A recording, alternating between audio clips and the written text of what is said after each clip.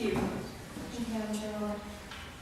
First, I'd like to thank you all for hearing my voice. My name is LeClair, and I was born and have lived all my life in Rhode Island, the state of hope, the state home to the creative capital, a place that throughout history has brought this country into the world market through innovation and risk-taking. I have grown up in a world where I was under the impression that there was no impending disaster to worry about, but it has become easy to see that I should have been worried. I've had to build up my own knowledge of the worst existential crisis our world has ever faced, from being taught virtually nothing about it in school, and all that I have seen and learned about climate change on my own has completely terrified me. Everything we know, the ocean state we've called our home for hundreds of years, and the foundations and principles upon which it was built are threatened by climate change, and the prospects for our futures are worsening by the second. Former Assistant to the President for Science and Technology, John Holdren, said we basically have three choices when it comes to climate change: mitigation, adaptation, or suffering. At this point, we're going to do some of each. The question is what that mix is going to be. The more mitigation we do, the less adaptation will be required and the less suffering there will be. We don't need to discover the solutions to mitigate climate change because they're already here.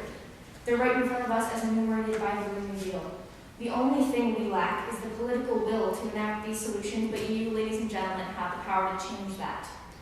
The disaster Rhode Island alone will face if we do not act has already begun to show itself. Extreme rain events have increased 70% since 1960. That's been the last 40 years.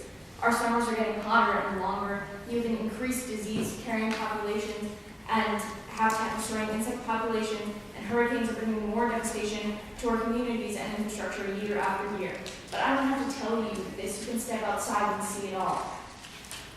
I'm not here to talk to you about the logistics and the planning of the Rhode Island Green New Deal Research Council. I am here to remind you that the human cost of inaction on climate change is far too steep, and I'm here to remind you of your moral and ethical responsibility that you have to your constituents to protect their homes, their families, and their lives. But there is hope in all of this. We are coming upon the age of an earth-wide tremendous change. It is up to us here to decide what that change is going to be. We can fail to take responsibility for our actions and leave behind a paradise degraded and destroyed.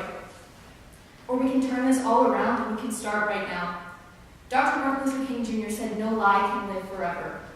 We can solve this. The Green New Deal presents us an opportunity we've never seen before. It's an idea with the potential power to save us. It will create a foundation for future climate legislation that allows Rhode Islanders not only to survive, but to create and to thrive. We must now decide whether we truly value the motto of our state at a time when its value cannot be underestimated.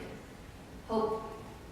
Hope for a future world, one in which I and my contemporaries are going to have to live our lives, one in which we have the rights we were promised, those of life, liberty, and the pursuit of happiness. I am so afraid to inherit a world unsuitable for life, and if we don't stop human-caused climate change, that is the future you have promised us. Now, I've been on this earth for 15 years, and if there's one thing that I've learned in all of that time, it's that hope is the only thing stronger than fear.